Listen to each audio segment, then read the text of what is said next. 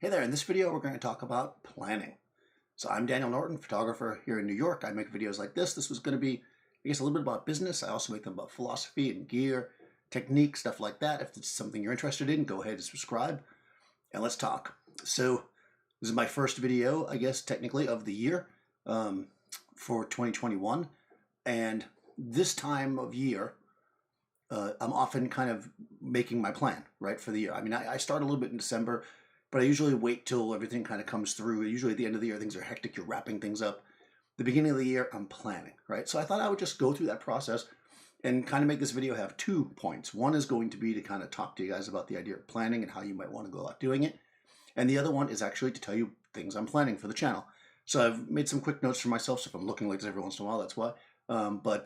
Basically, I'm kind of spitballing. I haven't got everything totally figured out. I spend usually the first part of the month getting things ready. So I want to touch on a couple of things that, and I forget where I got all these from, or the first one anyways, so I apologize. If somebody knows where it comes from, go ahead and write it in the comments below. The idea was it was from some kind of like planner or marketing person I was watching, and they made the point that you should throw away all your to-do lists and instead put everything on a calendar. And I think the main reason for this is that if it's on a calendar, then you've got a time scheduled that you should be doing it. So at least that's what I took from it. Not so much that you put the end date on the calendar, like this is due here, but that on your calendar you put the time that you're going to work on it. So this is kind of how I've been operating as of late, especially 2020 threw us all, I'm sure, for a loop, but definitely threw me for a loop. But I literally have my calendar loaded with things I need to do, a schedule, if you will, because it's harder to keep a schedule when we feel like time is kind of amorphous, right? Because right now, for a lot of us anyways. But no matter what, having a calendar versus a to-do list, I think is a powerful tool. Now, in my case, I do both. I have basically notes/to-do list, which I'll talk about in a second, that I kind of write stuff down as I think of them, because I'm the kind of person that could be like walking down the street and all of a sudden I have an idea. So that's just how I normally am. In fact, usually if I sit down to like come up with ideas, it's not as good as when they come to me, right? So I do use that list, but I combine it. So the second thing is actually from Stephen King. It's not an exact quote. I was watching an interview with Stephen King, the author, and he was talking about writer's notebooks, or somebody asked him about it, and he said that writer's notebooks are where bad ideas grow. And what he was kind of, something to that effect, what he was kind of getting to is that if you have an idea that is good, you don't necessarily have to write it down because it will just keep coming back. Because if it's a good idea, you're going to move on it. Again, it depends on the person, obviously. I think everything is up in the air, but I like that. I like the idea that like we shouldn't feel like every idea that we have and we write down that we have to move on. Sometimes, so again, kind of combining these two things, what I'll do is I'll make quick notes, and then once a month or so, although I'll put it on my calendar from now on, I go through all my old notes that are little one-liners, and a lot of them I'm kind of like, yeah, or some of them I'm like, oh, I did that anyways. I just like did it naturally after that. Or some of them I smushed together to create a better idea. So that's my general plan. So one thing you want to do at the beginning of the year, let's say if you're doing a yearly kind of thing, is you want to have a goal. And like, to me, the type of goals that I like to set are more vague, right? I mean, I get more specific as we go on, but I'm not going to necessarily say I want to, let's say I don't want to lose 20 pounds. I just want to get in better shape or eat better, right? That's the goal, is to get in better shape. So, and the goal is to eat better. So then what are the steps I can take to do it? If it's such a specific number, sometimes it's hard and people really fixate on that. So I try not to do that. If I can avoid it, sometimes it's needed. And of course, when you're making proposals to clients, oftentimes they want an actual number. But when I'm doing it for myself, just to kind of move ahead, I usually make kind of general goals. And one of my goals for this year is going to be to really activate and take advantage of, on some level, I guess, my community, you guys. Up until this point, I've always kind of thought of the YouTube stuff, like especially the stuff I do on my own and any of the stuff on Twitter or the Twitch streams, as kind of just something I'm doing, kind of reaching out, talking to people, kind of social. But I'm realizing that there's a lot of things that people would like me to do that I just can't do because I don't have the time or I don't have it scheduled in properly. I'm just kind of doing videos as I'm thinking of it, almost like a diary, right? So one thing I'm going to do this year is become a little bit more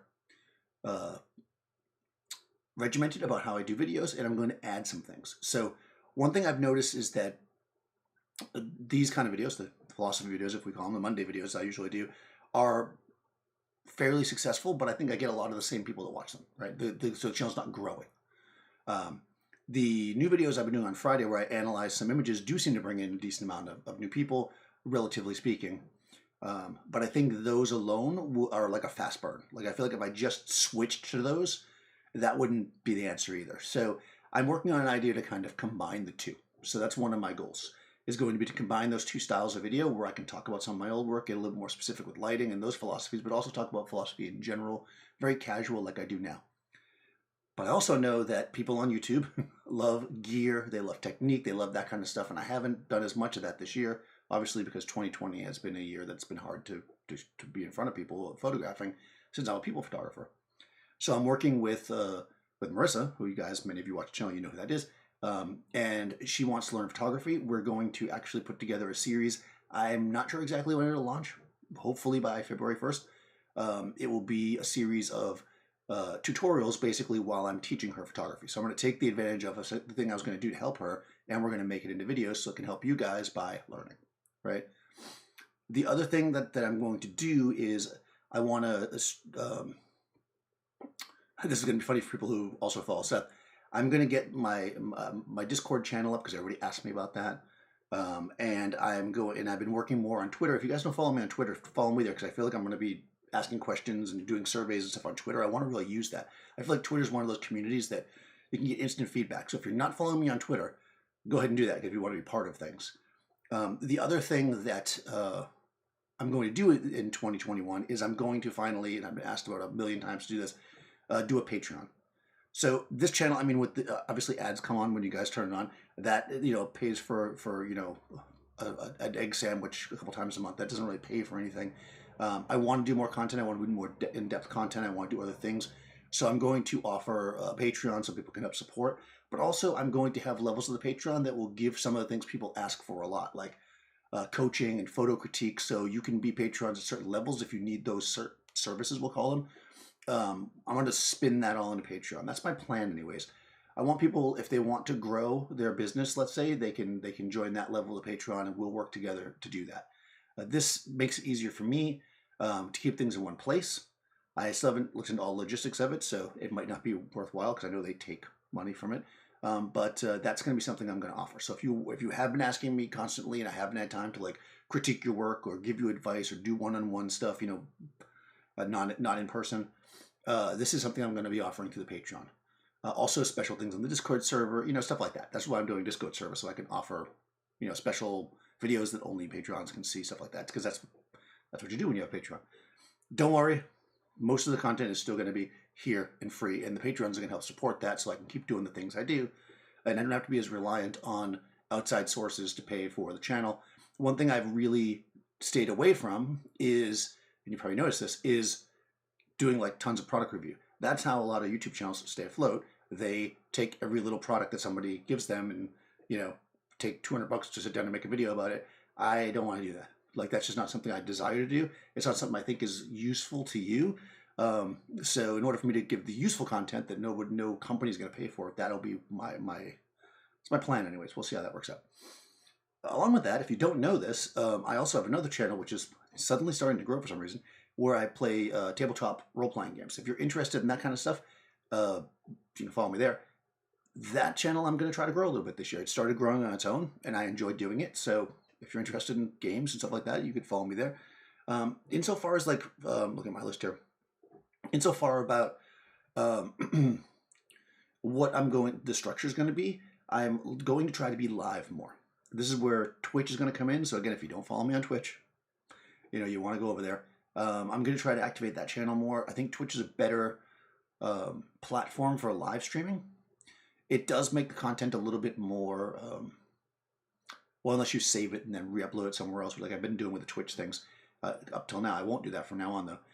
It makes it so that content is timely, so I can talk about, do chats with people, and then they're just sitting on my channel and that aren't relevant to anybody who wasn't there. So I'm going to do a lot more Twitch stuff if you want to get more in-depth talking with me, that's the place to do it, really. That and Twitter, like I said. So yeah, look for links in the future, and I'll backtrack through a bunch of videos so that they're in the old videos too. But there's going to be a Discord server starting soon, a Patreon. Um, I am going to start doing some one-on-one trainings, which I think I'm going to do it through the Patreon. So if that's something you've been asking me about, we're going to start doing it. Hopefully, it becomes safe to do things in person. By the summer. That's my fingers crossed, right? So if you are interested in those kind of things, I'll be offering those again as well. I know some people did some of that stuff right before COVID started. But what about me? Look, so what am I going to do?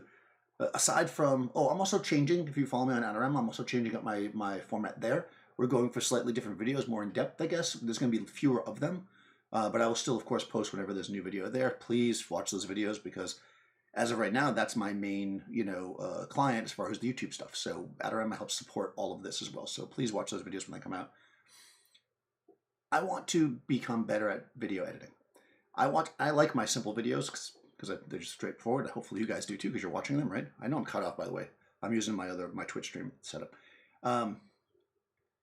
I want to do some more interesting and fun videos. I watch a lot of videos of people that do fun stuff, so I want to get more into that. So I'm going to spend a lot more time video editing, so you're going to see a lot more, I don't want to call it experimental stuff, but you'll see a lot more funky stuff. So let me know how you like that stuff as it happens, because clearly, if you guys don't like it, I'm not going to take the time to do it.